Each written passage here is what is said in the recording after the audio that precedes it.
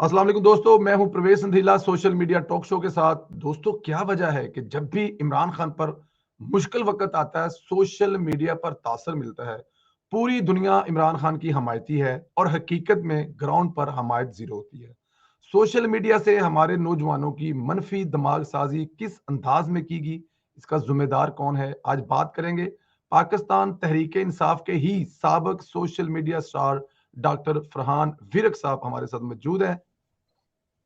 अस्सलाम वालेकुम वालेकुम। सलाम जी। डॉक्टर वालेकुम साहब, कैसे हैं सलाम आप? जी ठीक हैं? परवेज भाई। खैरियत से हैं? बिल्कुल अल्लाह का शुक्र है, ठीक ठाक। डॉक्टर साहब, सबसे पहले तो बहुत शुक्रिया। I feel you very kind कि मैंने आपसे एक दफ़ा मैसेज किया और हमारी इतनी अच्छी बातचीत हुई, जो मुझे लग रहा था कि शायद बड़ा मुश्किल होगा। डॉक्टर साहब बड़े स्टार हैं और माशाल्लाह बड़ा सोशल मीडिया पे नाम है, लेकिन I feel really very kind to you with me. Thank you very much for that sir. ये परवेज भाई, ये आपको ही गलत फहमी भी हुई, बल्कि आज से ना वो कोई 3 साल पहले का वाकया है। अल जजीरा वाले ना पाकिस्तान आए ना, तो उन्होंने कहा कि जी इस बंदे की ना हमने डॉक्यूमेंट्री बनानी है, और वो सोच रहे थे कि हम ना जाएंगे तो इसने बड़े बड़े कंप्यूटर स्क्रीन और वो लेबोरेटरी एक खड़ी की होगी आईटी वाली ना तो हम उसकी डॉक्यूमेंट्री बनाएंगे। तो जी। तकरीबन 25 दिन वो अल जजीरा वालों ने ना मेरे साथ गुजारे, और फिर आखिर में तो सर पकड़ के गए कि यार मतलब ये तो कुछ और चीज थी, आप कुछ और सोच कर गए हैं। तो हम बिल्कुल माशाल्लाह हमारी जो एक मेरी कोशिश रही है तरीके इंसाफ में भी, अब चूंकि हम उसका हिस्सा नहीं भी रहे, तो हमने यही कोशिश की थी कि हमको मिडिल क्लास और जो एक आम आदमी है उसकी बात करें, और ये जो बड़े लोग हैं ना इनमें हम आम आदमी को लेकर जाएं। तो मेरी हमेशा से यही कोशिश रही है। तो जब भी किसी भाई ने बात किया है या अप्रोच किया है, हम हमेशा अप्रोचेबल हैं। आप हुक्म करें, इंशाल्लाह हम हाजिर हो जाएं। Thank you very much, God bless you. शायद यही वजह है कि अल्लाह ताला की ज़ात, आप जब भी वापस स्क्रीन पे होते हैं तो वहीं से मुकाम आपका शुरू हो जाता है जहां पे आप छोड़ के गए थे। और ये बड़ी बात होती है, जिस फील्ड से आप निकल जाए वहां पे जगह बनाना बड़ा मुश्किल होता है, लेकिन आज फिर मुश्किल एक है। दफा आप स्टार हैं। वहीं से शुरू कर लेते हैं। सर, मुझे जरा ये बताएं, सोशल मीडिया छोड़ा क्यों था, खास तौर पर उस वक्त जब पीटीआई को इक्तदार मिल रहा था? असल में परवेज भाई, इस पर यह था कि मेरी सोच ये रही थी कि जब चूंकि एक पार्टी के लिए ऑब्वियसली हमने कुर्बानियां दी, आपने देखा होगा 2014 15 16 17, मतलब इतना वक्त गुजारा।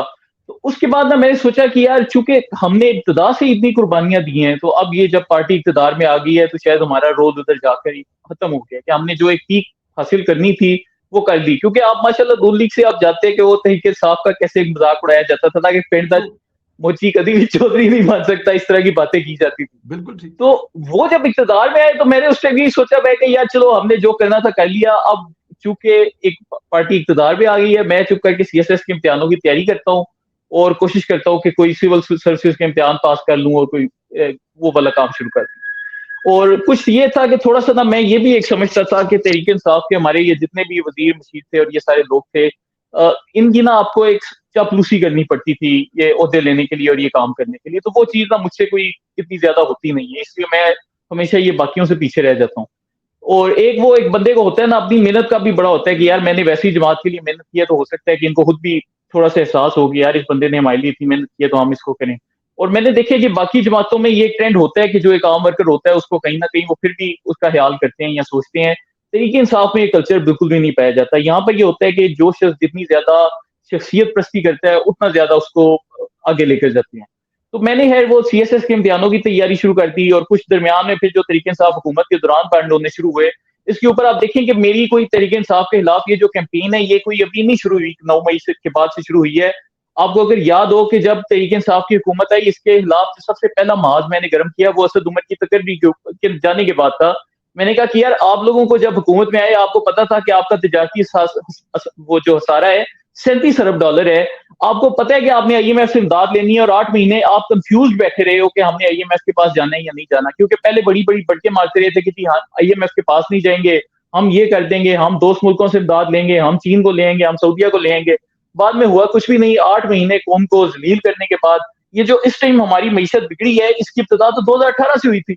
2018 में आपकी जो करेंसी है वो 130, वो मतलब उस वक्त कम से कम 25% जो सी आपकी करेंसी में डिप्रिसिएशन हुई है। और ये असद जी। उमर की नाहली की वजह से हुई थी कि वो आईएमएफ वक्त पर नहीं गए। और मैंने तब से ही इतना शदीद महाज इनके ऊपर खोला हुआ था कि कुछ ये पार्टी भी फिर उसके बाद मेरे बयानिए को नहीं थी सपोर्ट कर सकती, क्योंकि समझते थे कि ये बंदा हमारी मुखालफत कर रहा है। और फिर उसके बाद ये हुआ कि मेरा अकाउंट भी बंद करवाया गया। बाद में जब मैंने चेक करवाया तो मेरा अकाउंट बंद करवाने में कुछ हमारे अपनों का भी किरदार था, ये तहरीक इंसाफ वालों का, और कुछ इसमें इंडिया का भी किरदार था। उनकी आईटी मिनिस्ट्री ने बाकायदा हाथ लिखे थे, क्योंकि ये वही दौर था जब ये कश्मीर वाला सारा मसला हुआ। और पाकिस्तान वाले बोल रहे थे। तो 3 साल मेरा अकाउंट बंद रहा। इसके बाद परवेज भाई ये हुआ कि मेरा अकाउंट आज से 8 महीने पहले जब इलॉन मस्क ट्विटर पे टेक ओवर कर रहा था, इस हिस्से के दौरान जब मैंने अपील की, तो दरमियान में कोई ऐसा लम्हा आया कि उन्होंने रिस्टोर कर दिया।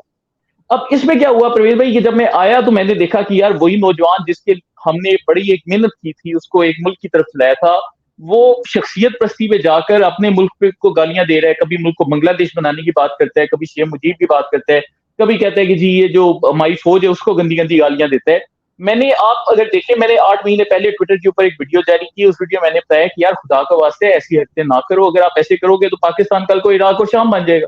और हुआ ये कि वो जब ये 9 मई को उस वीडियो के बाद मुझे तकरीबन 1700 गालियां मिली। अगर आप चाहते हैं मैं आपको लिंक भी शेयर कर दूंगा ताकि आपके पास चीजें सबूत रहें कि मैं कोई ये नहीं कि मैं अभी से इनकी मुखालफत कर रहा हूँ। उस वीडियो के नीचे जब गालियां पड़ी तो मैं सोचा कि यार मैं अच्छी भली जॉब कर रहा हूँ, मैं अपनी फैमिली का ख्याल रख रहा हूँ, तो मुझे क्या जरूरत है कि मैं इधर बैठ के लोगों को मुफ्त के मशवरे दूं और फ्री में गालियां खाऊं। लेकिन फिर जब 9 मई के वाकयात हुए तो उस वक्त मुझे एहसास हुआ कि यार अगर अभी भी नहीं बोलूंगा तो फिर क्या फायदा, मैं क्यों लोगों की जिंदगी तबाह होने दूं। तो इसलिए फिर 9 मई के बाद से मैं दोबारा एक्टिव होने का फैसला किया। 9 मई के बाद दोबारा एक्टिव होने का फैसला किया। तासुर पाया जाता है कि सोशल मीडिया की दुनिया में जो आपने नाम बनाया, आपकी एंट्री हुई, आप जहांगीर तरीन साहब की दरियाफ्त है। क्या ये सच है कि आप जहांगीर तरीन साहब की दरियाफ्त? परवेज भाई वो इस तरह से है कि जब तहरीक इंसाफ में मैंने काम शुरू किया तो बुनियादी तौर पर इनकी एक अपनी सोशल मीडिया टीम होती है जो कि वो कराची से ऑपरेट करती थी। उसको ये हमारे जो सदर साहब हैं उनके बेटे यार अवाब अलवी चलाते हैं। उसके साथ वो एक कराची के इमरान गजाली हैं। इनको बेसिकली ना हम ऑफिशियल टीम की कराची लॉबी कहते हैं। और जो कराची लॉबी थी इसका एक बुनियादी मंशूर ये था कि ये किसी भी दूसरे शहर के लोगों को आगे नहीं थी आने देती। अब मैं जब आया तो चूंकि इनकी एक थोड़ी सी हेजमनी ब्रेक होने लग पड़ी, इनका सोशल मीडिया पे कंट्रोल ना रहा, तो इन्होंने क्या किया कि इन्होंने ना मुझे हर तरीके से पार्टी से ना डिस्क्रेडिट करना शुरू कर दिया। कभी ये ऑफिशियल अकाउंट्स को मेरे खिलाफ इस्तेमाल करते, कभी वैसे लोगों में मेरे खिलाफ कोई प्रोपेगेंडा फैलाना शुरू कर देते या लोगों को कहते ये फलां का बंदा है, ये है, ये वो है।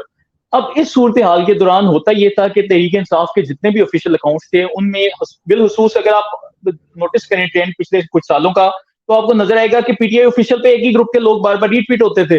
वो कौन थे? वो कराची के ज्यादातर सियासतदान होते थे। और चूंकि वो लॉबी का ताल्लुक भी कराची से था तो होता यह था कि इधर किसी सियासतदान को ना वो तर्जुमानी करते थे और ना ऑफिशियल अकाउंट से प्रमोट करते थे। तो जब मैं आया तो मुझे चूंकि जहांगीर तरीन साहब उस टाइम जनरल पार्टी के जनरल सेक्रेटरी थे, उन्होंने मुझे खुद दावत दी। उन्होंने कहा कि यार आप आओ, आप हमारे साथ हमारे सेल का हिस्सा बनो और आपको हम इंशाल्लाह कोशिश करेंगे कि हम आपके भी बयानिए को प्रमोट करें। तो मैंने बिल्कुल अपने जो सोशल मीडिया के सफर का आगाज है वो तरीन साहब के साथ किया। फिर तरीन साहब ने मुझे इमरान खान से मिलाया। फिर मेरा जो इमरान खान से इंट्रोडक्शन हुआ वो तरीन साहब की वजह से हुआ। पार्टी के बाकी लीडरान से इंटरेक्शन हुआ तो वो तरीन साहब की वजह से हुआ। तो मैं इधर आज भी वो जो लोग कहते हैं कि जी आप तरीन साहब को छोड़ के इमरान खान की तरफ हो जाए, मैं क्यों हो जाऊं? एक बंदे के मेरे ऊपर एहसानात है, वो मुझे लेकर आया है। मैं अगर आज फर्ज किया उसको ये लोग गालियां भी देते हैं, मैं फिर भी उसके साथ खड़ा होऊंगा क्योंकि यही वफादारी होती है। तो इसका मतलब है कि एक तासर ये भी पाया जा रहा है कि आप तरीन साहब की वजह से ही वापस आए हैं, क्योंकि तरीन साहब सियासत में आ गए हैं तो आप भी आ गए। नहीं परवेज भाई इस पर देखें ये है कि तरीन साहब जो थे ना उन्होंने भी 9 मई के वाकयात के बाद एक्टिव होने का फैसला किया। इससे पहले वो इस तरह से एक्टिव नहीं थे। उसके बाद मतलब अब ये 9 मई का एक वाकया ही ऐसा है कि अगर परवेज भाई इसके ऊपर आप नहीं बोलते तो मुल्क के साथ क्या होगा? देखिए आप नून लिख के ना आपने एक दौर में फौज की एस्टेब्लिशमेंट की मुखालफत की है। मैं आपकी मुखालफत की एक वजह जानता हूं कि आप लोग जी यही चाहते हैं कि पाकिस्तान में सिविल सुप्रीमेसी हो, ऐसे ही है। अब सूरत हाल ये है कि फौज के ऊपर एक तरफ आप बात करते हैं सिविल सुप्रीमेसी की, उसकी हमें समझ आती है कि यार पाकिस्तान का वो नक्शा तब्दील करना चाहते हैं, वो चाहते हैं कि पाकिस्तान में अवामी हुकूमत हो। लेकिन अगर आप फौज के ऊपर हमले शुरू कर देते हो तो मुझे बताएं कि आप इस मुल्क को कहां लेकर जा रहे हो? फर्ज किया ये फौज नहीं रहती, तहरीक इंसाफ वाले फर्ज किया जी जीएसक्यू के भी अंदर घुस जाते हैं, फौज से इस्तीफे दिलवा देते, जो इनकी एक थ्योरी है कि जी हम कोर कमांडो से इस्तीफे लेंगे, हम ये करेंगे, हम वो करेंगे। मुझे ये बताएं अगर पाकिस्तान में फौज नहीं होती तो क्या तहरीक इंसाफ में ये सलाहियत है कि वो मुल्क को एक पैरेलल निजाम दे सके? क्योंकि दुनिया में कुछ ममालिक हैं जिसमें लोगों ने फौज से भी जंगें की हैं। ये कोई ऐसा तो नहीं कि दुनिया में नहीं हुई। क्यूबा में की हैं, फिडेल कैस्ट्रो ने की हैं, उसके साथ ची गुवेरा ने की हैं। चीन में जो है वो मोजे तोंग ने जब अपना एक किया उन्होंने बिल्कुल एक की, लेकिन वो लोग किसी नजरिए के साथ आते हैं। आप समझे कि फिडेल कैस्ट्रो है उसके पास एक कम्युनिज्म का प्रॉपर नजरिया है, वो एक नजरिए के साथ खड़ा हो गया। चाइना है उसमें जी मोजे तोंग का पूरा एक कम्युनिज्म का पूरा एक नजरिया है, वो इस नजरिए के साथ है। पाकिस्तान में इनका क्या नजरिया है कि जी अगर हम आर्मी चीफ को एक्सटेंशन दे दें तो वो बड़ा अच्छा है, अगर आर्मी चीफ मीर जाफर है हम उसको दूसरी एक्सटेंशन देंगे, और अगर हम इलेक्शन कमिश्नर को हम रखें तो वो जी उस टाइम बड़ा अच्छा है। लेकिन जब लेकिन वो कुछ देर बाद वो इलेक्शन कमिश्नर इनके लिए बुरा हो जाता है। इलेक्शन जीत जाए तो सब अच्छा हो जाता है, इलेक्शन हार जाए तो सब धांधली हो जाती है। फौज इनके साथ हो तो अच्छी है, फौज इनके खिलाफ हो तो बुरी है। मतलब इनका कोई नजरिया ही नहीं है। जब किसी जमात का नजरिया नहीं और वो लोगों को बेवकूफ बना के कभी साइफर की बातें, कभी उल्टी सीधी बातें करके उनको फौज के खिलाफ ही भड़काएगी, मुझे बताएं इस मुल्क की डायरेक्शन किधर जानी है? अल्टीमेटली यही होगा कि पाकिस्तान के मुल्क टुकड़े हो जाएंगे। और मुझे तो ये चीज सामने नजर आ रही है। और मैं आपको बताऊं कि सिर्फ मुझे नहीं, जो भी कोई बाशऊर आदमी होगा उसको 9 मई को ये चीज सामने नजर आएगी। अब परवेज भाई देखिए, आप माशाल्लाह इस टाइम लंदन बैठे हैं। आप मेरे लिए एज ए पाकिस्तानी आप सोचें कि एक आम पाकिस्तानी है, वो देख रहा है कि हमारे मुल्क में लोग घरों से बाहर निकले हैं, फौजियों को पत्थर मार रहे हैं, एयर बेसों की दीवारें तोड़ रहे हैं। आप बताएं, क्या आपके लिए बोलना आसान होगा इस सूरत हाल? मुश्किल। कि मतलब आप ये देख रही हैं आंखों से कि लोग कोर कमांडर के घर के अंदर घुस गए, और आप सोशल मीडिया पे आके उन्हीं लोगों के खिलाफ बोल रहे हैं कि आपके लिए ये बोलना आसान काम है। क्योंकि कल को यही लोग जो से ये कल को आपके घर भी घुस सकते हैं। मैं आपको मजे की बात बताऊं कि इन्होंने सिर्फ ये 2-4 जगहों पे हमले नहीं किए, पाकिस्तान की 8 हसास तरीन तनसीबात, इसके अलावा ये इन्होंने अपने सियासी मुखालफों के घरों पे हमले किए। यहाँ तक कि मैं इधर जिधर रहता हूँ वहां पर जो मुश्तक इतलात पहुंची है, इन्होंने जो चेयरमैन नैब है उनके घर के अंदर पथराव किया। अगर ये वो उधर कर सकते हैं तो क्या ये मेरे घर नहीं कर सकते? मैं तो बगैर सिक्योरिटी के रहता हूँ, मैं कोई बड़ा सियासतदान तो नहीं, मेरे पास वीगो डाले तो नहीं, मेरे को बीएड तो नहीं रखी हुई, मैं तो एक आम आदमी हूँ, नौकरी करता हूँ। उधर मैं 1000 लोगों को मुंह दिखाता हूँ, उन 1000 लोगों में से भी मुझे पता है कि उनमें से 90 लोग हो सकते हैं पीटीआई के सपोर्टर हो। और हर जगह यही माहौल है। लेकिन बात यह कि अगर हम नहीं बोलेंगे तो कल को ये लोग जो सा एक कौम को बेवकूफ बना रहे हैं, उनको पागल बना के इस्तेमाल कर रहे हैं, ये तो कल को कुछ भी कर सकते हैं इस मुल्क के साथ। तो मेरे लिए उस टाइम जो बाहर आने की एक कोशिश थी वो यही थी कि यार हम कोशिश करें कि इन नौजवानों को कोई सही ठीक रास्ता दिखाएं। आपको 9 मई की एक मैं वीडियो अगर आपने देखी हो, उसमें एक लड़का बेचारा उधर जिना उस पर हमला कर रहे हैं, उसकी ये कलाई पे किसी ने गोली मारी और उसकी ये कलाई ना अलग है, और वो लड़के के ऊपर जब कैमरा आता है वो खास के इस तरह का निशान करता है। मुझे बताएं उस बच्चे का जो मुहिब्बुल वतनी का जज्बा है वो उस बेचारे का कितना होगा? उस लड़के को अपने मुल्क से कितना प्यार होगा, लेकिन उसको किस बेदर्दी के साथ ये लोग इस्तेमाल करते थे। अब वो बच्चा बेचारा उसको अगले दिन इन्होंने इज़हारे लातालगी कर दिया, हम किसी को जानते ही नहीं, किसी ने हमला ही नहीं किया। अब उस बच्चे के घर वाले, वो बच्चा बेचारा जो सारी उम्र के लिए मजदूर हो गया, वो क्या सोचता होगा? तो इतनी ये ज्यादतियां कर रहे हैं। अब इसके ऊपर अगर जहांगीर तरीन ना उठे या मैं ना उठूं या कोई और पाकिस्तानी ना उठे तो क्या फायदा? हमें अब इसके ऊपर तो उठना चाहिए।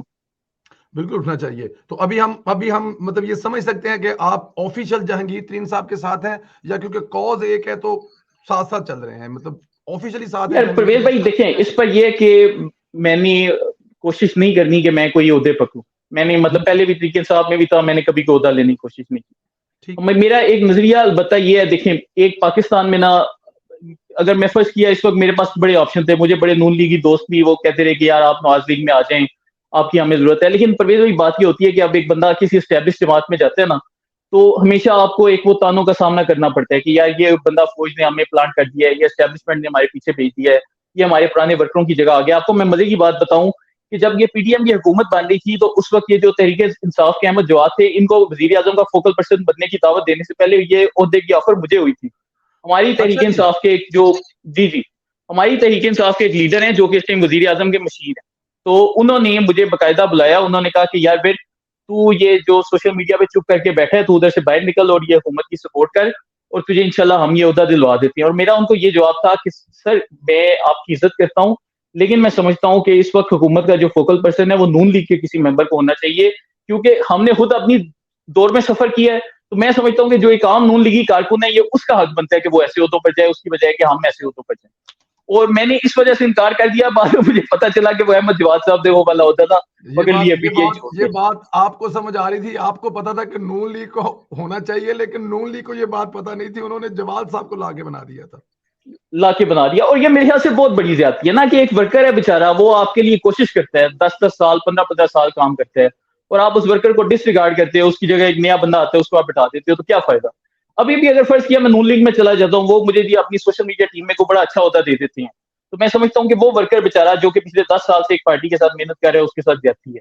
तो मेरे लिए ये कोई आसान नहीं है कि जी हम इस्तेकाम पाकिस्तान पार्टी में खड़े हो गए और बड़े आमचौधी बन गए। मुझे पता है हमें गालियां मिल रही हैं, मतलब आप अभी मेरे ट्वीट के नीचे देखें, कल मैंने एक ट्वीट की थी, उसके नीचे कुछ 1400-1500 गालियां। तो हम कोई शौक से तो गालियां नहीं खा रहे, लेकिन चले कम से कम ये है कि एक नई सियासी जमात है, कोई नहीं, हम जीरो से शुरू करेंगे इंशाल्लाह, बाकी अल्लाह मदद करेगा, और हम इसके ऊपर कोशिश करेंगे कि हम वो नजरिया इंप्लीमेंट कर सकेंगे। ठीक है, इस जमात के एक मंफी पहलू है कि इसमें ये इलेक्टेबल्स आ गए हैं सारे, लेकिन हम इसके साथ कोशिश करें कि हम इसमें मिडिल क्लास नौजवानों के लिए एक फिक्स परसेंटेज लेके आए कि सर 30% या 20% जो टिकटे हैं ये जमात नौजवानों को देगी, ताकि एक जो आम मिडिल क्लास लड़के हैं वो भी सियासत में हिस्सा ले सके। तहरीक इंसाफ ने तो हमें कुछ डिलीवर नहीं किया, तो कम से कम इधर हम कोशिश तो कर सकते हैं। अगर नहीं होता फर्ज किया तो कल को हम कोई और रास्ता भी अपना लेंगे, इसमें कौन सी बात। बिल्कुल ठीक है, इस पे जरा थोड़ा सा आगे जाके बात करेंगे। अच्छा, एक जरा तलक सवाल है, लेकिन एक तासर, अब सोशल मीडिया पे हम प्रोग्राम कर रहे हैं, हमारा है ही ओढ़ना बिछोना जो सोशल मीडिया है, तो ये भी कहा जा रहा है, तासर पाया जा रहा है कि फरहान विरक साहब को पाकिस्तान की आर्मी ने लॉन्च किया है। यह प्रवेश भाई देखें, मुझे पता है तरीके इंसाफ आर्मी के खिलाफ कब से प्रोपेगेंडा कर रही है, आप खुद बताएं, ईमानदारी से बताएं, कब से कर रही है, कितनी देर हो गई है? जब से हुकूमत से निकाला गया। तो 1.5 साल हो गया, तो मुझे फिर 1.5 साल पहले क्यों दिया आर्मी ने लॉन्च किया, मुझे 9 मई के बाद ही क्यों लॉन्च किया? ये पॉइंट है ना। बिल्कुल ठीक, बिल्कुल ठीक। तो वो पहले मतलब भी ये कि देखिए, मैं अगर लॉन्च होना होता, लॉन्च होने का यार प्रवीण भाई क्या मतलब है इधर, मतलब अब वही बात है ना, मैं आपको जो बता रहा हूँ कि हमें रोजाना लोगों के दरमियान जाना पड़ता है, ठीक है। और मैं यही बता रहा हूँ कि यहाँ पर अब फर्ज किया मैं कहीं भी जाता हूँ, वहां पर ये जिस तरह की तरीके इंसाफ के लोगों की आजकल ज़हनी हालत है, यकीन माने सिक्योरिटी रिस्क है आजकल इनके दरमियान जाना, जो इनके हालात हुए हुए हैं। बिल्कुल अक्लो शऊर जो उनसे इन्होंने उससे सोचना छोड़ दिया हुआ है। तो मेरे लिए बड़ा रिस्क है ये सब कुछ कहना या इनके खिलाफ खड़ा होना। और मैं चूंकि इनके साथ इनकी सपोर्ट में रहा हूं, तो मेरे लिए तो बिलखुसूस सबसे बड़ा रिस्क है। मैं आपको एक और चीज बता दूं कि अगर यह परवेज भाई मुझे बताएं, अगर मैंने पैसे कमाने होते, अभी आजकल एक ये भी इल्जाम लगता है ना कि जी तुम बड़े पैसे कमाने के लिए जहांगीर साइड पे। परवेज भाई मुझे ये बताएं कि आपने क्या पीटीआई के हामी जो यूट्यूबर्स हैं उनके आपने नहीं देखे कि वो कितने कितने पैसे कमाते हैं, इमरान लियाज ट्रू, कितने कमाते हैं? ट्रू, ये ट्रू, जो ट्रू। ये लोग, मुझे बताएं पाकिस्तान का कौन सा बिजनेसमैन है जो महीने के 2.5-3 करोड़ पे किसी बंदे को दे सकता है? मुझे आप बताएं ईमानदारी से, कोई दे सकता है? बिल्कुल भी कोई भी नहीं दे नॉट एट सकता। ऑल, नॉट एट अब ऑल। मेरे YouTube पे, अगर आप मेरे YouTube चैनल पर देखिए, मेरे 70,000 सब्सक्राइबर सारे सारे पीटीआई के हैं। मेरे लिए सबसे आसान ये है कि मैं पाकिस्तान से एक 40,000 रुपए की टिकट कराऊं, मैं दुबई जाकर बैठ जाऊं, मेरा YouTube चैनल ऑलरेडी एस्टेब्लिश्ड है, मैं उस पर बैठ के डेली खबरें चलानी शुरू कर दूं कि जी आज बगावत हो जाएगी, आज इस्तीफा आ जाएगा, आज मुल्क टूट जाएगा, आज ये हो जाएगा, आज वो हो जाएगा। और जो इनको मैनिपुलेट करते हैं यूट्यूबर्स, इसमें हमसे बेहतर कौन ये काम नहीं कर सकता? हमने तो इनको 10 साल मतलब इनसे बात की है, हमें तो इनके माइंडसेट का पता है, मुझे पता है इनको किस किस जगह पे टच करूंगा तो इनसे रिएक्शन आएगा। तो मेरे लिए तो सबसे आसान है कि मैं बैठ के ना इनसे करोड़ों रुपए कमाऊं और इनको बेवकूफ बनाऊं। लेकिन बात वही है कि at the end of the day आपने आखिरत में अल्लाह ताला को जवाब देना है, तो मैं अल्लाह ताला को क्या जवाब दूंगा कि यार मैं मतलब इन लोगों को बेवकूफ बना के पैसा कमाया? तो इससे बेहतर ये है कि मैं चले गालियां खा लूंगा, 1,000 खा लूंगा, 2,000 खा लूंगा, 10,000 खा लूंगा, लेकिन सच्ची बात कर लूंगा, कल को अल्लाह ताला के आगे मुंह दिखाने के लायक। बिल्कुल ठीक है डॉक्टर साहब, जाहिर है हम आप लोग आपको बड़ी देर से फॉलो कर रहे हैं, मतलब आप जाहिर है पीटीआई में एक मुकाम था, हेड कहा जाता था और सारी चीजें आपके बिहाफ पर चलती थी, हम ये भी समझते थे और होता भी था। लेकिन उस वक्त का जो फरहान विरक था वो किसी की बदतमीजी बर्दाश्त नहीं करता था। आज का फरहान विरक जो मतलब कि फरहान विरक साहब है, वो गालियां भी तहम्मुल से बर्दाश्त कर रहे हैं और कह रहे हैं कि अगर पढ़ेंगे तो कोई बात नहीं, हम बर्दाश्त कर लेंगे। ये भी तो एक बहुत बड़ा चेंज है ना, ये सब कैसे हुआ सर?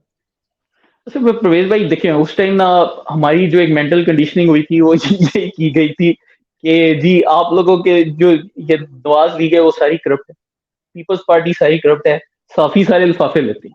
हमें ये तीन चीजें, मतलब आप ये कहें ना कि हमें दिल में पता था कि चीज झूठ है, ऐसा नहीं था। हमारी एक मेंटल जेन साजी ही ऐसी की गई थी कि ये सारे लोग करप्ट हैं, ये सारे लोग चोर हैं, ये सारे लोग ऐसे हैं।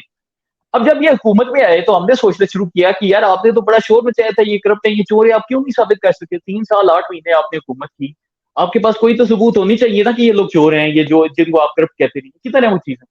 तो ये चीजों का वक्त के साथ साथ आपको एहसास होता है। फिर एक परवेज भाई इसमें एक चीज आ जाती है आपके एक्सपोजर की। मेरा माशाल्लाह से ये था कि मैं आया तो मिडिल क्लास से हूँ, लेकिन मेरा एक्सपोजर पाकिस्तान के सब बड़े लोगों के साथ एक बड़े शॉर्ट टाइम में हो गया। मैंने इमरान खान को करीब से देखा, मैंने जहांगीर को देखा, मैंने ये जितने पीटीआई के वजीर मशीन है इनको करीब से देखा, मैंने साफियों को करीब से देखा। तो जब आप एक चीज को टीवी पर देखते हो और उसके मुकाबले में जब आप एक चीज को पर्सनली देखते हो, खुद एक्सपोजर होता है आपका, तो आपकी सोच का लेवल मुख्तलिफ हो जाता है। जब मैं उसी सलीम साफी को, जिसको खान साहब हर वक्त गालियां देते हैं, मैं उससे मिलता हूं तो मुझे पता चलता है कि यार वो तो वाकई इंटेलेक्चुअल आदमी है। इधर तो हमें कहा जाता था कि ये बंदा पैसे लेकर हर बंदे के ऊपर हमले कर देता है, और ये बंदा जो बातें कर रहा है ये तो बिल्कुल जेन्युइन बातें कर रहा है। और इसी तरह ही बाकी साथियों के साथ जब मैं मिला तो तब मुझे फिर से शौक हुआ कि यार ये असल में कुछ और था, हम ही से कुछ और कहते नहीं है। तो इन चीजों की वजह से ना फिर बंदे को बाद में एहसास होता है कि यार हमने इन लोगों के ऊपर एक दौर में गलत अटैक किए, गलत हमले किए, हमने इनको गलत गालियां दी। तो आज अगर हमें अपने किए की सजा मिल रही है तो हमें सब्र तहम्मुल के साथ बर्दाश्त करनी चाहिए, क्योंकि ये हमारे पुराने पापों की सजा है। तो मैं इसलिए बड़े सुकून से बर्दाश्त करता हूँ, और मैं साथ साथ अल्लाह ताला का शुक्रिया अदा करता हूँ कि यार चलो इसी बारे में हमारे कुछ पुराने गुनाह धुल रहे हैं कि हमसे जो जो इन्होंने गलत काम करवाए थे उन सबकी सजा हमें। चलें जी, welcome to in our club. गालियां खाने वाला क्लब जो है उसमें हम बड़ी देर से बैठे हुए हैं और बड़ी देर से खा रहे हैं। मुझे याद है मैं पाकिस्तान में था, मरियम बीबी उस वक्त लंदन थी, तो कैप्टन साहब से मिलने गए जाती उम्रा में, तो वहां पर जुनेद साहब भी थे, तो उनके साथ बड़ी अच्छी गपशप है। तो तस्वीर डेफिनेट बनाते हैं और आप वो कर देते हैं। मैंने अपने ट्विटर अकाउंट पे जो 2-2.5-3 लाख फॉलोवर है ना, मतलब इतनी गालियां कभी जिंदगी में नहीं देखी थी जितनी उसके नीचे देखी थी। तो गालियां खाने वाला हमारा क्लब है जी, आप आ गए, आप वेलकम है जी, हम मिलकर गालियां खाएंगे, लेकिन जो पीछे इसके जो जो सोच है, थॉट है, उससे पीछे नहीं हटेंगे, उसी पे रहेंगे, उसी पे काम करेंगे, घबराएंगे नहीं। सर मुझे जरा ये बताइएगा, तहरीक इंसाफ में खवातीन के हवाले से जो सोशल मीडिया पर गंदे ट्रेंड चलते थे, क्या ये कोई पार्टी पुलिसी होती थी या सोशल मीडिया वाले खुद चलाते थे या उनसे कोई तहरीक इंसाफ का ताल्लुक नहीं होता था? ये परवेज भाई ये था कि इसमें मिक्सचर होता है। बेसिकली ये होता है कि पार्टी की तरफ से एक इनिशिएटिव जरूर आता है कि ये फलां साफी बिका हुआ है, लिफाफा है, इसको नहीं छोड़ना। और ये होता है कि इनकी ऑफिशियल टीम्स वगैरह ना ये एक देती हैं। वो ये कि जो एक बिल्कुल ही एक्सट्रीम पर जाकर इनको अटैक किया जाता है, उसके ऊपर इनको मैं नहीं समझता कि इनको पार्टी से प्रॉपर हिदायत आती हैं। लेकिन ये भी नहीं है कि पार्टी इनको रोकती है कि आप लोगों ने ये काम नहीं करना, क्योंकि आप देखते होंगे कि जो जो लोग ऐसे ट्रेंड चलाते नहीं है, इनमें से किस किस बंदे को इन्होंने डिसोसिएट किया है उससे। तरीके इंसाफ ने आज तक पाकिस्तान की तारीख में किसी बंदे को डिसोसिएट किया है, वो मुझे किया। मुझे उन्होंने एक दफा तब किया था जब मैंने मोदी के खिलाफ ट्रेंड चलाया था, और दूसरी दफा इन्होंने मुझसे तब डिसोसिएट किया था जब मैंने असद उमर के खिलाफ कहा था कि ये इस बंदे को मीशत चलानी नहीं आती। उसके अलावा जितनी साफियों को गालियां दी गई उसमें किस किस बंदे को इन्होंने डिसोसिएट किया, आप ट्विटर पे देख लें, वो सारे बड़े बड़े अकाउंट्स हैं, आज भी चल रहे हैं, आज भी इनकी सपोर्ट कर रहे हैं। पीटी ऑफिशियल का अकाउंट उनको रीट्वीट कर रहे हैं। तो वो ये कि मैं ये नहीं आपको कहता कि जी गंदे ट्रेंड इनको बकायदा हिदायत जारी हुई होगी पार्टी की जानिब से, लेकिन मैं ये भी समझता हूँ कि अगर इन्होंने चलाई है तो पार्टी की जानिब से कोई मजम्मत नहीं हुई, तो ये एक खामोश रवैया जो है ना इसकी जानिब इख्तियार किया गया। हाँ, फिर उसी तरफ इशारा जाता है कि शायद खुद ही चलाए गए। अभी आपने जिक्र सलीम साफी का किया था, जैसे सलीम साफी के बारे में कह रहे हैं कि आपको कहा जाता था कि ये पैसे लेके किसी पर भी इसके अलावा इमरान खान साहब किन किन सहाफियों के बारे में ये कहते थे, या उनका रवैया जो उन सहाफियों के सलीम जैसा मतलब सलीम साफी के साथ था, वैसे ही दूसरे किन सहाफियों के बारे में रवैया था इमरान खान साहब का? वीर भाई जो भी साफी इनके साथ होता है ना वो नेक पाक हाजी हो जाता है, जो भी इनके मुखालिफ होता है उसके खिलाफ यही एटीट्यूड होता है। मतलब ये कोई ऐसी बात यही है कि ये कल को उमर चीमा इनके हक में बोलेंगे तो ये कहेंगे जो उमर चीमा से साफी कोई नहीं, वो इसके मुखालिफ बोलेंगे तो कहेंगे उमर चीमा से बुरा साफी कोई नहीं। अब ये उमर चीमा है, उनके मुतालिक तो खान साहब के अपने अल्फाज हैं कि ये पता नहीं कोई गटर से निकला हुआ साफी है, कुछ इस तरह की बातें करती हैं। और इसी तरह ये जो बाकी साफी हैं जितने भी, बशर लुकमान साथ थे, बड़ी तारीफें करते थे। बशर लुकमान साइड पर गए तो उनके मुतालिक हर तरह की इन्होंने गंदगी चलाई। अच्छा शरीफ साहब अल्लाह ताला उन्हें जन्नत बख्शे, उनके साथ इन्होंने क्या कुछ नहीं किया। मतलब एक दौर में हमसे ही मुखालफत करवाई, तब वो पीटीआई के खिलाफ ट्रेंड चलाते थे, तब हमें कहा गया कि जी अरशद के खिलाफ कैंपेन लॉन्च कर दो। बाद में जब उन्होंने हिमायत शुरू की तो इन्होंने अरशद शरीफ को सर पे उठा लिया। तो इनका एक जनरल एटीट्यूड ये है कि जो बंदा इनके साथ है वो बहुत अच्छा है, जो बंदा इनके खिलाफ है वो बुरा है। हाँ वो कोई भी साफी हो, कोई भी सियासतदान हो, कोई भी जर्नलिस्ट हो, हर चीज पर इनका यही सेम ओपिनियन। बिल्कुल ठीक है, जो साथ है वो साथ है, जो साथ नहीं है वो गंदा है, बिल्कुल। अच्छा, मैंने 2-3 ये सवाल जरा, जो क्योंकि ये बहुत चीजें चलती रही हैं, मैं कह रहा हूं कि आप आज हमारे पास पंजाबी कहते ने फस गए तो देखो सारियां गल्लां पूछ लिया, लेकिन कुछ गल्लां रखांगे अगले वास्ते भी, लेकिन जो हो सकता है वो इसमें पूछ लें। इमरान खान जी जी। खवातीन की किरदार कशी में कितना हिस्सा डालते थे? मेरा मतलब ये है कि इमरान खान कोई ऐसी हदायत देते थे, क्योंकि मैंने अभी रिसेंटली कुछ दिन पहले रेहाम खान साहब के साथ इंटरव्यू किया, उसका जाके आगे आपसे जिक्र करेंगे। उसमें परवेज भाई ये था कि रियामान साहिबा की जो बुक थी ऑब्वियसली उसने इन सबको बड़ा परेशान किया हुआ था, और रियामान साहिबा के खिलाफ तो प्रॉपर इन्होंने जो पीटीआई की सोशल मीडिया टीम है और उसने प्रॉपर कैंपेन उसने डिजाइन की थी, उन्होंने चलाई थी। उनके अकाउंट के ऊपर आज भी मौजूद है, कोई ऐसी कोई ढकी छुपी बात नहीं है। तो वो तो इन्होंने बिल्कुल चलाई है, और मेरे ख्याल से उससे पहले वो जो आयशा गुल के खिलाफ थी उनके खिलाफ भी प्रॉपर कैंपेन चलाई गई। तो ये पूरी जमात के बाकायदा ऑफिशियल अकाउंट्स की जानिब से चलती रही है। तो ये कोई ऐसा राज नहीं होना चाहिए कि जी ये कोई बड़ी कोई सीक्रेटिव कैंपेन है, वो इन्होंने अपने ऑफिशियल अकाउंट से चलाई है और इन्होंने खुल के सरेआम चलाई है। और इनका बेसिकली वो जो एक कल्चर है वो यही है कि आम नौजवान को इस तरीके से मजबूर किया जाए कि वो सिर्फ गालियां दे। आप उससे दलील से बात करोगे वो आपसे को गालियां देगा, क्योंकि इन्होंने उनको रेडी इस तरह से किया है। इनकी सियासत बरकरार इस सूरत में रहती है कि ये लोगों को गालियों के ऊपर फोर्स करते रहे और लोग गालियां देते रहे और ये अपनी हुक्मरानी करते रहे। बिल्कुल ठीक। लेकिन फिर रेहाम खान के खिलाफ जो बाकायदा मुहिम जुई का टास्क है, इमरान खान ने खुद दिया था, और क्या आप समझते हैं कि रेहाम खान साहबा के साथ वाकई इमरान खान की तरफ से ज्यादती हुई है? इसमें प्रवेश भाई ये है कि कुछ चीजें जो नंबर वन है ना वो ये है कि रेहामान साहिबा खुद भी सियासत में मुलव्वस थी। वो आजकल ना वो मतलब मैंने देखा है कि वो कहती हैं कि जी हम सियासत में मुलव्वस नहीं थे, लेकिन वो ये था कि मेरी जब मैं सोशल मीडिया टीम में होता था, मेरी रेहामान साहिबा से बाकायदा 2-3 मीटिंग्स हो चुकी हैं, जिनमें वो सोशल मीडिया पर तहरीक-ए-इंसाफ की सपोर्ट के हवाले से हमें वो बयानियाँ दिया करती थी। तो she was active on in PTI politics. और उस पर ये था कि जब वो गई हैं, तो उन्होंने जो किताब लिखी है, मैंने वो किताब भी माशाल्लाह से पूरी पढ़ी है, और मेरे ख्याल से उस किताब में कुछ तो वो पार्ट्स हैं जो कि उनकी और इमरान खान की प्राइवेट लाइफ के मुतालिक हैं। उसका तो मैं एनी शाहिद नहीं, मैं उसके मुतालिक कुछ नहीं कह सकता। लेकिन जो बाकी 80% वाक़यात हैं जो कि उस दौर में मैं एक्टिव था, मैंने अपनी आँखों से देखे हैं, मैं उनकी तस्दीक करता हूँ कि वो चीज़ें सच हैं। जैसे उन्होंने अपने वो एबटाबाद जाने का वाक़या लिखा है, या फिर उन्होंने एक बीच में एक ये भी ज़िक्र किया कि उमर चीमा के खिलाफ जिन्होंने एक वो ट्रेंड और सोशल मीडिया कैंपेन लॉन्च की, वो मुझसे लॉन्च करवाई गई, और उस कैंपेन के नतीजे में उमर चीमा को ट्वीट्स डिलीट करनी पड़ी। तो इस तरह की बहुत से ऐसे वाक़यात रेहामान ने बुक में लिखे हैं, जिनका मैं एनी शाहिद हूँ, जिस दौर का मैं हिस्सा भी था, और मैं वो किताब पढ़ने के बाद महसूस भी करता था कि यार इसमें कम से कम जो वाक़यात वो हैं जो कि मेरे सामने से गुज़रे हैं, वो वाक़यात सच हैं। वो वाक़यात ठीक है। आप ये 80% कह रहे हैं कि जो आपके सामने हो गए हैं, ये बहुत बड़ी बात है। आशा गुल अली साहब ने काफ़ी इल्ज़ामात लगाए थे इमरान खान साहब, उसमें कितनी सदाकत है? उसमें परवेज़ भाई मैं ज़्यादा नहीं जानता, क्योंकि मैंने उनके मैसेज नहीं देखे। हुँ, लेकिन वो ये था कि उस दौर में उन्होंने सबसे पहले तो नईमुल हक साहब पे लगाए थे, और फिर रेहान साहब पे लगाए थे। तो हमने उस दौर में भी ना कोशिश यही की थी कि हम ना इन इल्ज़ामात के ऊपर उनके खिलाफ ना कैंपेन चलाएँ, लेकिन पीटीआई के जो ऑफ़िशियल अकाउंट्स थे, उनसे बाकायदा उनके खिलाफ कैंपेन चली थी। हमने वो देखी थी, और उस दौर में बल्कि मैंने इसकी मुखालफत की थी, और मेरी बाकायदा खबरें भी जियो टीवी वगैरह बाकी चैनलों पे चली थी कि फरहान विर्द ने कहा है कि आयशा गुल अली के इल्ज़ामात पर अगर कोई पार्टी लीडर मुलव्वस हुआ, हम उसका दिफ़ा नहीं करेंगे। बिल्कुल ठीक है, याद है हमें, बिल्कुल याद है। अच्छा सर, फौजिया कसूरी के साथ क्या हुआ? उन्होंने तो इमरान खान के साथ पार्टी की बुनियाद रखी थी, फिर इनके खिलाफ क्या इख्तिलाफात हुए और उनकी भी किरदार कशी की गई सर? असल में परवेज़ भाई पीटीआई में होता ये है कि ये प्रॉपर ना एक जैसा एक वो पिरामिड स्कीम होता है ना ऊपर से नीचे तक, ये इस तरह की चीज़ है। इसमें होता ये है कि जो-जो इमरान खान की हिमायत करता जाता है, वक़्त के साथ-साथ उसका पत्ता काट दिया जाता है।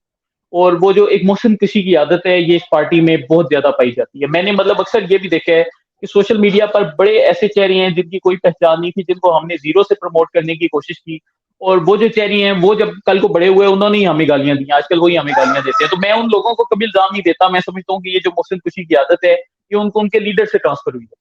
तो अब तहरीक-ए-इंसाफ का जो सबसे पहला सपोर्टर था अकबर एस बाबर साहब थे। 1996 से लेके उन्होंने 2011 तक पार्टी का सारा काम देखा। उस बंदे ने हर दौर में मतलब मुशर्रफ के दौर में, उसके बाद इमरान खान की खुल-डुल के हिमायत की। इन्होंने उसके साथ क्या सलूक किया, उसको बाद में गालियाँ डलवाई। फिर जो फौजिया कसूरी साहिबा थी, जो जस्टिस वजीर साहब थे, ये जब जहांगीर तरीन साहब वगैरह आए, तो इन लोगों ने इब्तिदा में थोड़ी-सी मुखालफत की। इन्होंने कहा कि जी हम नज़रियाती लोग हैं। उस दौर में हमें पार्टी के कायद की जानिब से बाकायदा हिदायत जारी हुई कि आप लोगों ने जी ये लोग जो से हमारे नज़रिए के साथ नहीं खड़े हो रहे, they are damaging the party, they are doing this and that. तो इनके खिलाफ बाकायदा हमसे कैंपेन्स चलवाई थी कि जी ये बड़े मुखालिफ हैं पार्टी के। और फिर क्या हुआ कि जब वो जहांगीर तरीन और अलीम खान साहब आए और बताया गया कि जी ये बड़े मुहसिन हैं, कल को जब हमने उनके खिलाफ कैंपेन चलते देखी, तो हम देखा कि यार ये क्या चल रहा है, कि मतलब पहले आपसे उनके खिलाफ चलवाई थी, अब इनके खिलाफ बाकी लोगों से चलवा रहे थे, कर क्या रहे हैं। तो बेसिकली होता ये है कि जब आपका एक जो लीडर है और पूरी पार्टी की आदत है वो शख्सियत परस्ती में पड़ जाए, तो उनके लिए जो लोग हैं वो सिर्फ मोरे बन जाती है। मैं ये बात बार बार कहता हूँ कि खान साहब बिल्कुल एक इमोशनलेस इंसान है। अगर आप मुझसे ये कहना कि जी इमरान खान नीयत का बहुत बुरा है, तो मैं आपको ये नहीं कहूंगा कि वो नीयत का बुरा है। मेरे ख्याल से हो सकता है उनकी नीयत अच्छी हो, लेकिन उनकी जो एक सोच है, वो सोच कुछ ऐसी है कि अगर कोई बंदा उनके लिए सीने पर गोली खाता है और आकर कहते हैं कि खान साहब मैंने आपके लिए छाती पे गोली खाई है, तो खान साहब का जवाब ये होगा कि ये मेरा तुम पर एहसान है जो तुमको मैंने अपने लिए छाती पर गोली खाने का मौका दिया। ठीक है, ये उनकी एक थॉट प्रोसेस है। तो वो क्या करते हैं कि ये जो जहांगीर तरीन साहब हैं, इन बेचारों की क्या जिंदगी है। मुझे पता है 2010 में इस बंदे को कैंसर डायग्नोस हुआ। इन्होंने कैंसर के बावजूद इनके जलसों में जाते, अपना माल, दौलत, हर चीज़ इन पर लुटा दी।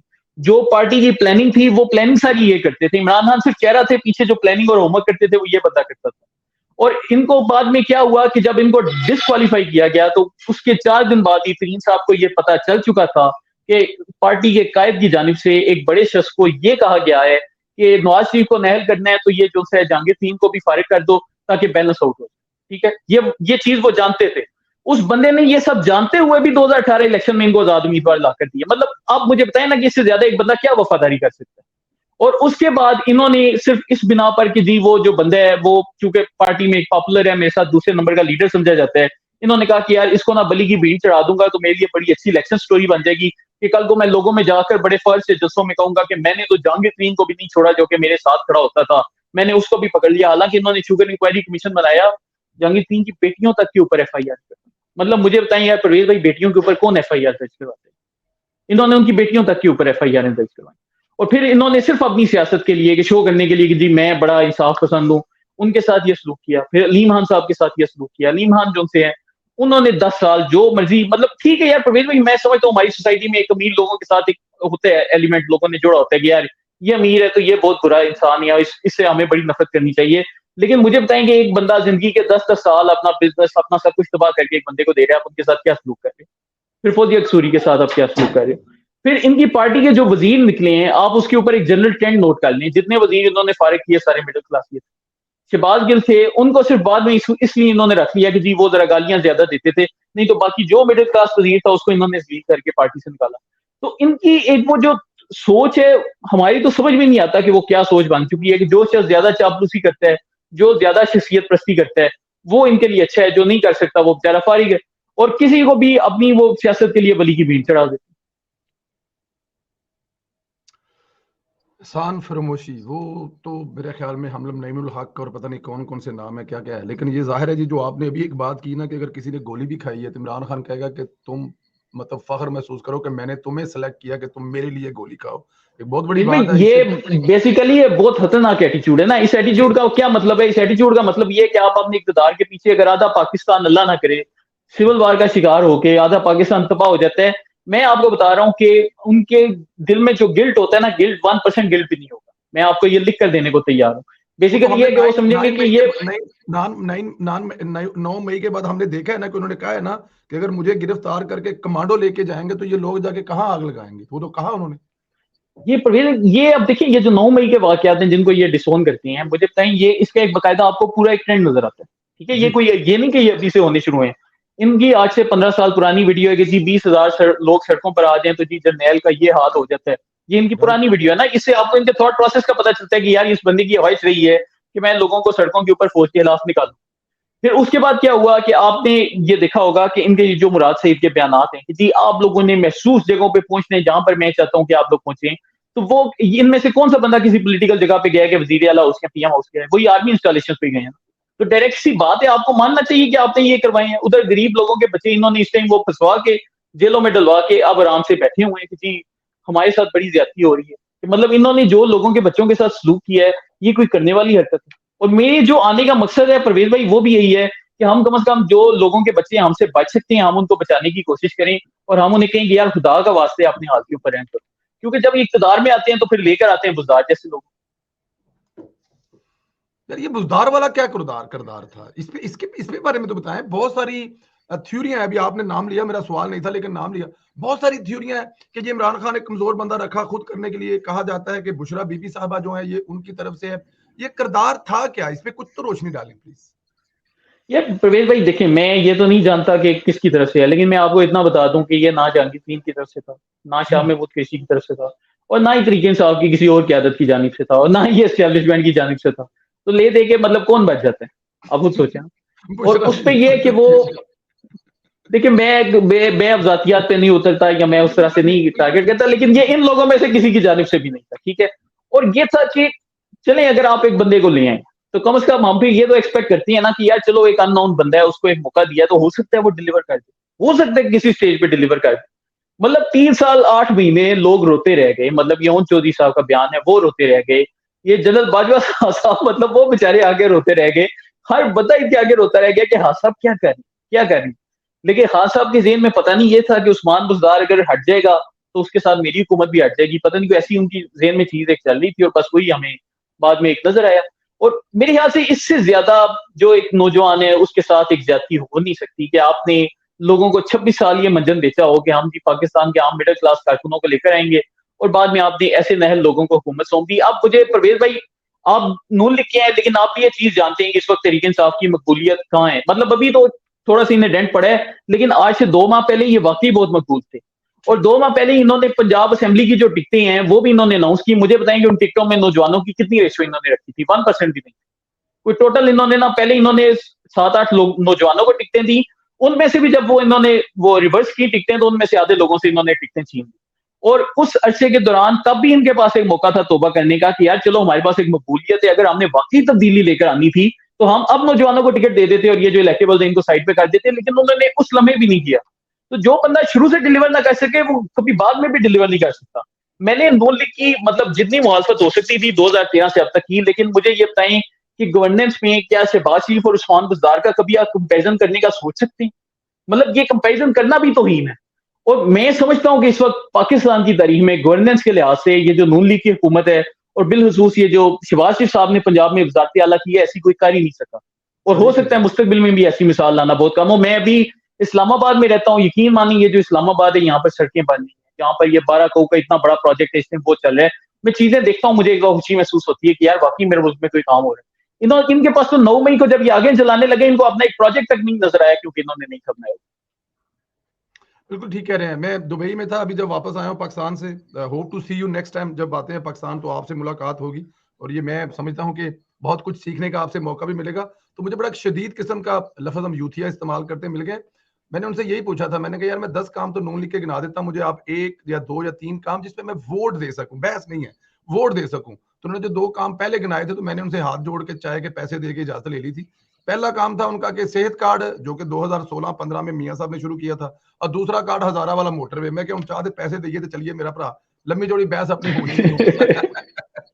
सर नहीं, ये बातें सच है। और ये देखिए हमें एक ये था परवेज भाई, देखिए 2018 से पहले हमारी एक सोच यही थी कि यार हो सकता है हमें जो चीजें बताई गई हैं कि जी नून लीग और पीपल्स पार्टी बड़ी करप्ट हैं और इन मुल्क खा गए और हम आएंगे मुल्क बेहतर कर देंगे, तो मैं वाकई ये समझता था कि यार हो सकता है ये बातें सच हो सकता है ये कर दें। लेकिन वो ये कि जब एक हुकूमत आती है आप उसके बाद कंपेरिजन कर सकते हो ना कि यार हमने अब ये दौर भी देख लिया, वो भी देख लिया, उससे पहले वाला भी देख लिया, तो इनमें सबसे बेस्ट कौन सा दौर। तो मैं तो इस वक्त बिला किसी शक व शुबे की कहता हूँ कि 2013 से लेके 2017 वाला जो मियां साहब का दौर था वो पाकिस्तान की तारीख का मतलब जो मेरी याद में है सबसे बेहतरीन दौर। और इन्होंने वाकई बड़ी मेहनत की थी और मेरे ख्याल से अगर ये इनकी हुकूमत ना जाती और इनको आराम से ये अपना टाइम पूरा करते और इलेक्शनों में आते तो मेरे ख्याल से मुल्क आज कहीं होता। मैं ये चीज तस्लीम करने को भजन, ये बहुत बड़ी बात है। मैं इधर हॉलैंड में रहता हूँ, हमारे पास यहाँ पे एक एम्बेसडर थे, उन्होंने एक प्राइवेट महफिल में कहा कि अगर 15 साल के लिए ये मुल्क नवाज शरीफ को दे दें तो 15 साल बाद आप जर्मनी से मुकाबला करा लीजिएगा, क्योंकि 2027 तक तो हमें डार सा बताते थे कि हम लोग इटली से ज्यादा पावरफुल इकोनॉमी बनने जा रहे हैं। तो इससे अगला टारगेट हमारा जर्मनी था ना, लेकिन टाइम का मसला था जो नहीं दिया गया। सर टाइम ज्यादा हो गया, लेकिन 3-4 सवाल अभी रहते हैं। एक तो मुझे जरा ये बताइएगा, अगर जवाब देना चाहें तो ठीक है, वरना स्किप भी कर सकते हैं। इफ्तिखार दुरानी का केस हमने देखा, तासर ये पाया जाता है कि पीटीआई में ऐसा ट्रेंड है कि खवातीन का नाजायज फायदा उठाया जाता है।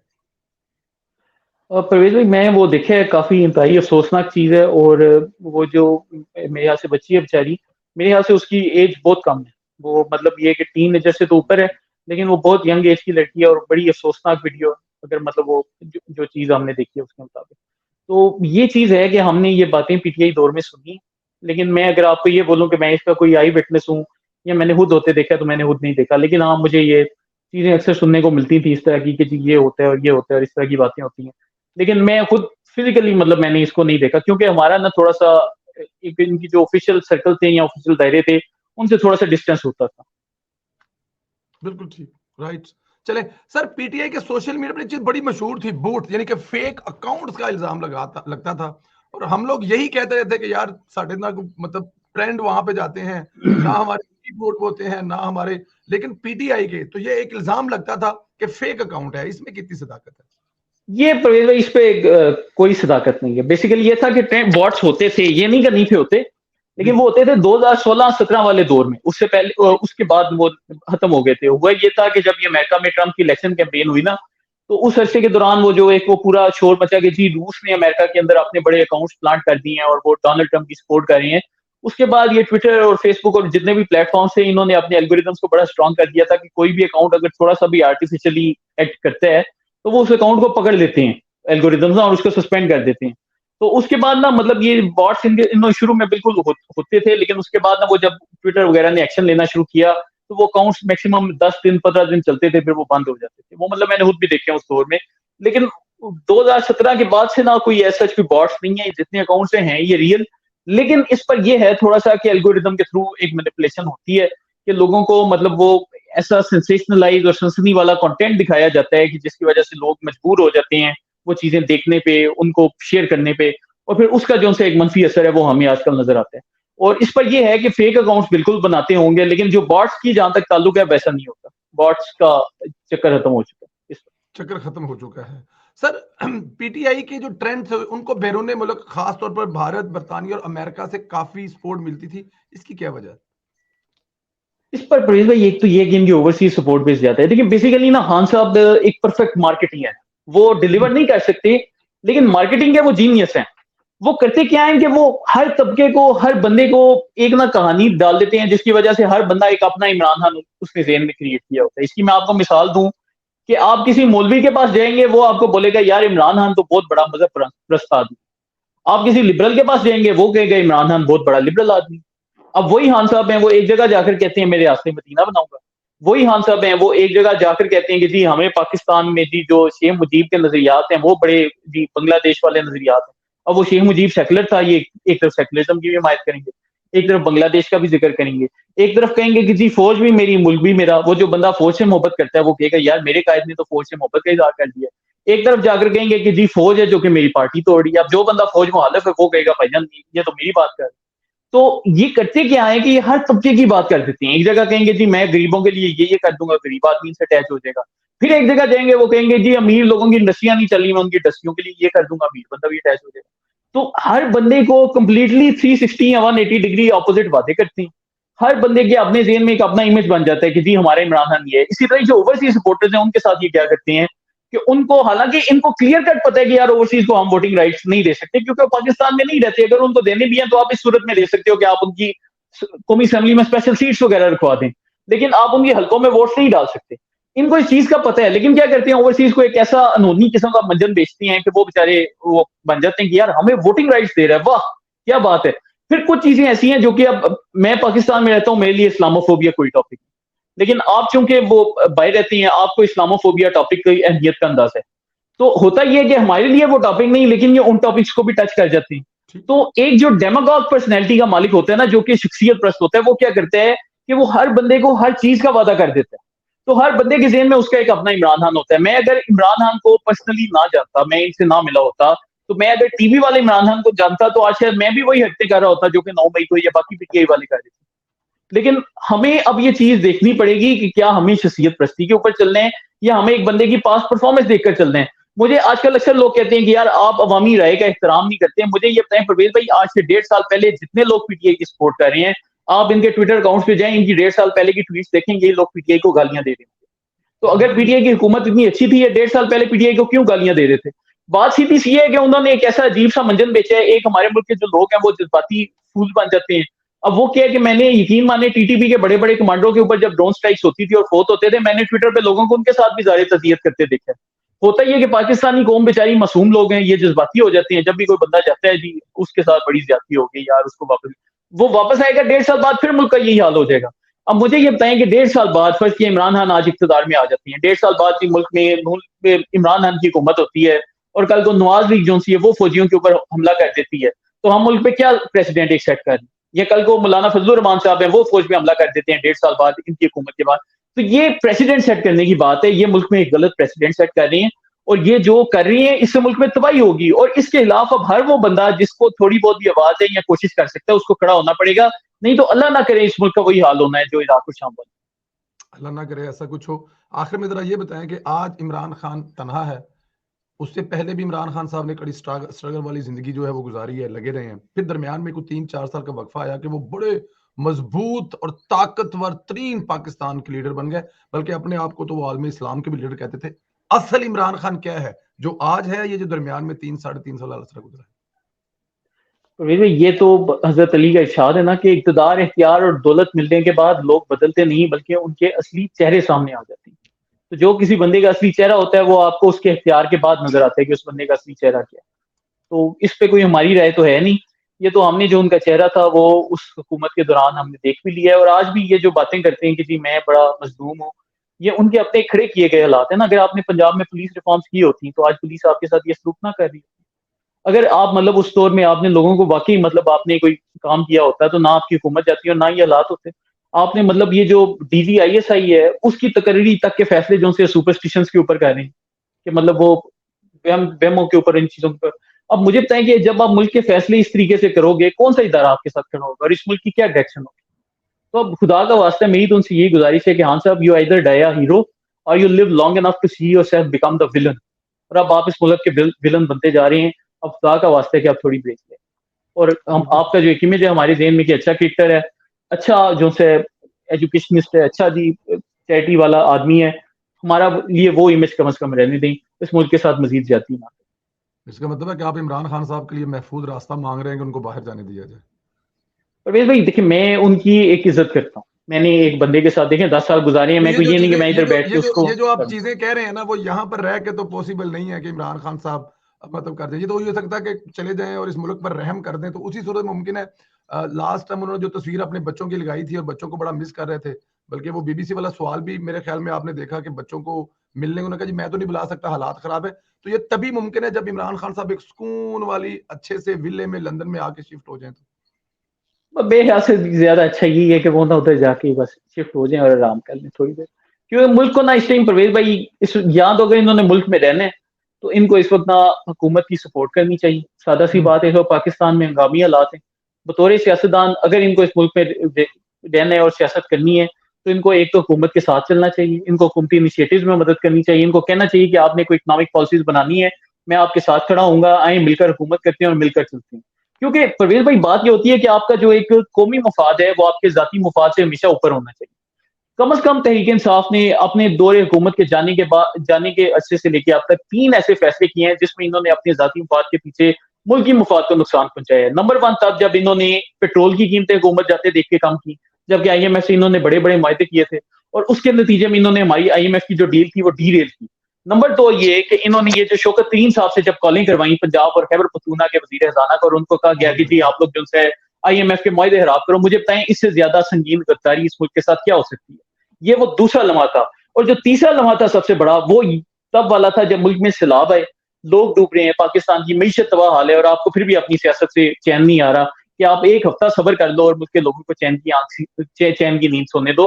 तो इन्होंने ये जो एक पूरी शर्मगेज़ी फैलाई है, मैं समझता हूँ ठीक है, मौजूदा हुकूमत का भी ये जो कुछ फैसले इनके गलत फैसले थे कि बीच में मिफ्ता इस्माइल को ऐसे करके चेंज कर दिया, ये नहीं आपको करना चाहिए था। या इन्होंने ये जो शहबाज शरीफ साहब की हुकूमत आई है, इन्होंने 2 महीने कम से कम स्ट्रेटेजिक पैरालिसिस का शिकार है कि हमें पेट्रोल की कीमतें बढ़ानी है कि नहीं बढ़ानी, जिसकी वजह से बाद में बहुत बड़े जंग करने पड़े।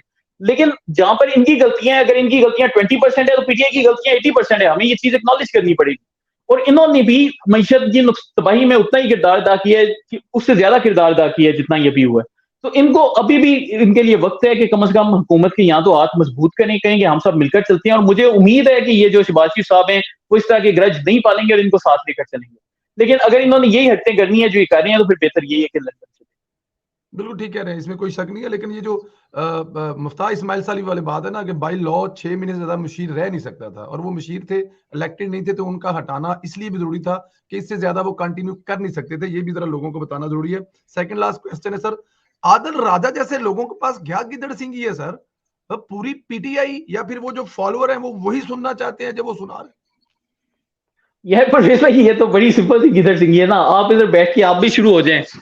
आप कहें यार कल पाकिस्तान में इनकलाब लगने वाला है, कल पाकिस्तान में जी गरीबों के लिए 1000 आटे की बोरी आ जाएगी, कल पाकिस्तान में आसमान से वो मतलब सलवा उतरना शुरू हो जाएगा, ऐसी आप बातें शुरू कर दें, लोग आपको भी इसी तरह से सुनना शुरू हो जाएंगे। देखिए झूठ बोलकर लोगों को बेवकूफ बनाना कोई मुश्किल काम नहीं, बड़ा आसान काम।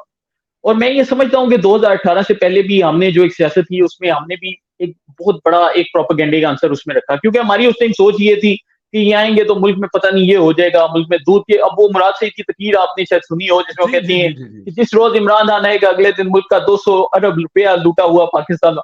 तो बहुत ज्यादा ये चीजें की गई ना, तो लोगों की एक वो उस तरीके से जिनसाजी हो चुकी है। और अब मसला ये है कि पाकिस्तान की एक कसीर तादाद जब भी आप इस तरह की सेंसेशनलिस्ट बातें करती हैं तो दिमाग से डोपामीन रिलीज होती है।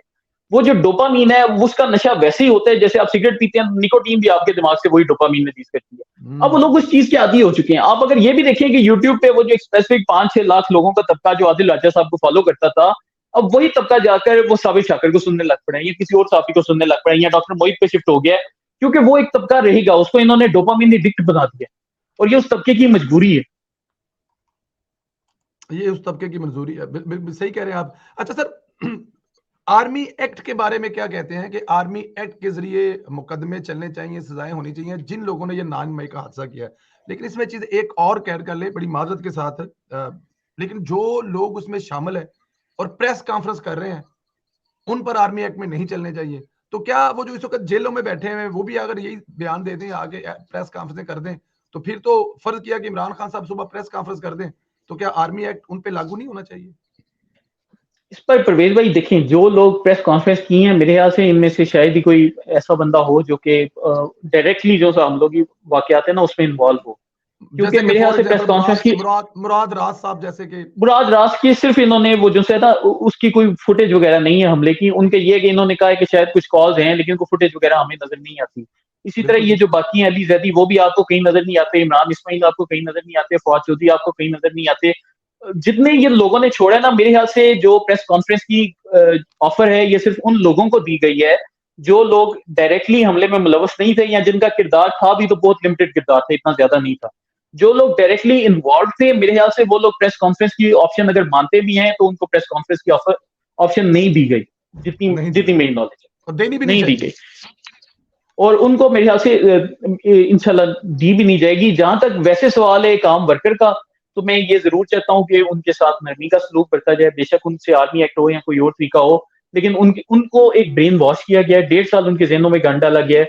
उनका कसूर नहीं है। जो इसके असली कल्प्रिट हैं, जिन्होंने कॉज के ऊपर हिदायत दी, जिन्होंने लीडरशिप को बताया कि तुम लोग जाकर हमला करो, अगर आर्मी एक्ट लगाने तो उनके ऊपर लगाएं, एक आम जो गरीब वर्कर है उस बेचारे के ऊपर नहीं लगना चाहिए, क्योंकि उसको उसको ये लोग मजबूर करके लेके आए। मतलब उसको इन्होंने बताया है कि तुम जाओगे तो शायद तुम्हारे मुल्क से दूध की नहरें बहेंगी, तुम कोर कमांडर उसके आग लगाओगे तो तुम्हारी घर शायद जारी हो जाएगा। इन्होंने उसके जहन में ये चीजें डाली हैं, तो उस बेचारे का कसूर।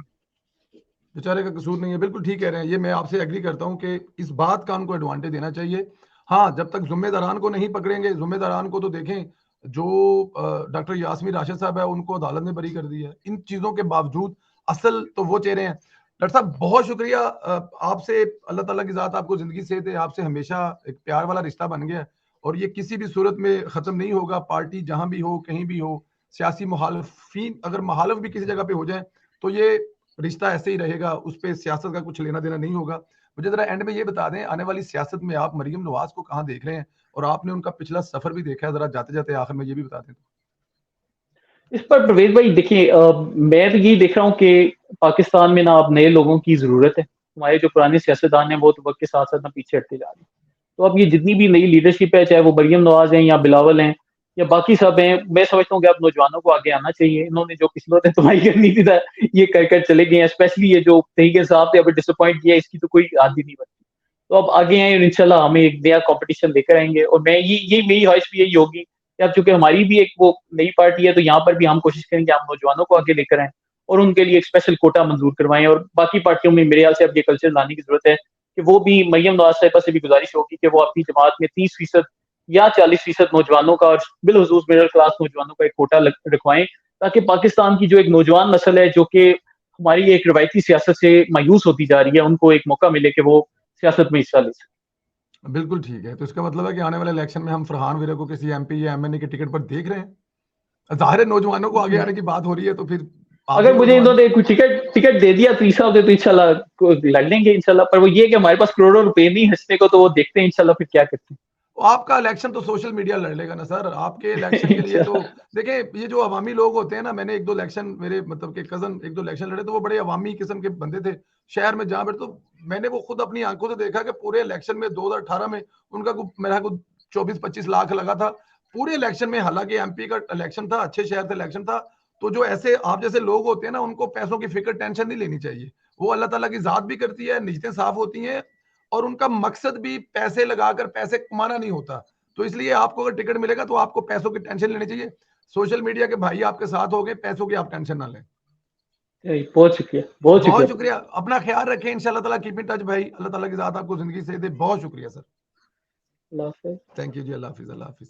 जी, डॉक्टर फरहान विरक साहब जो है वो हमारे साथ थे, बड़ी खूबसूरत उनसे बातें हुई हैं। और मैं डेफिनेट, जैसे मैंने उनको प्रोग्राम के शुरू में कहा कि हम लोग यही सोचते हैं कि पता नहीं कौन कैसा और कहाँ और कैसे कब, लेकिन मेरे ख्याल में उनसे बात करने के बाद जो है वो हमें ये लगा कि यार जैसे उन्होंने खुद अपना इसको वाकया बताया कि यार ये जो आए थे अल जजीरा वाले कोई प्रोग्राम करने के लिए उनके साथ, तो वो खुद परेशान थे कि यार किस बंदे से मतलब हम लोग आ गए हैं, क्या इसके बारे में सुना सुनाया था। बट एनी हाउ आपने जी खुली बातें सुनी है कि इमरान खान साहब कैसे काम करते थे, क्या वो इमरान खान साहब के हेड में, सर में क्या चीजें होती थी, जो जो वो लोगों को कैसे अपनी तरफ राग़िब करते थे। हर मकतबा फिक्र जो भी उनके हत्थे चढ़ जाता था, उनको वो यही कहते थे कि मैं तेरे नाल हाँ। अगर वो मजहबी है तो वो वहां पे मजहबी बन जाते थे, और अगर वहां पे कोई वो सेकुलर तो वो बन जाते थे। हर तरह के लोगों को उन्होंने यही कहा कि मैं तुम्हारे साथ हूं, तुम ही मेरे रोल मॉडल हो, हम साथ मिलकर काम करेंगे। और ये बहुत बड़ी कामयाबी होती है। इसको मुनाफिकत का बड़ा आला मुकाम जो है इमरान खान साहब ने पाया है, वो आपने सुन लिया। अल्लाह ताला की ज़ात आपको अपने हिफ्ज़ मान में रखे इंशाअल्लाह ताला। आने वाले कल वाला भी प्रोग्राम बड़ा अहम प्रोग्राम होगा, परसों वाला भी प्रोग्राम बड़ा अहम होगा। दोनों प्रोग्राम देखिएगा इंशाअल्लाह ताला। अल्लाह ताला की ज़ात आपको अपने हिफ्ज़ मान में रखे। आप लोगों से फिर मुलाकात हमेशा की तरह वीलॉग में होगी। उस वक्त तक इजाज़त दें। खुदा हाफिज़।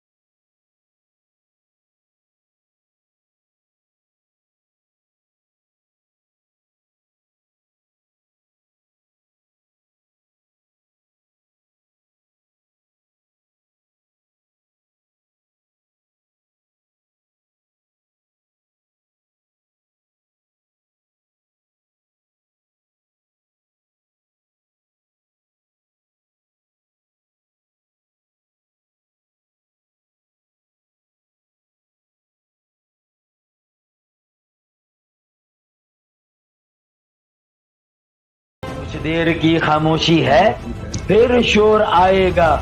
तुम्हारा सिर्फ वक्त आया है, हमारा दौर आएगा।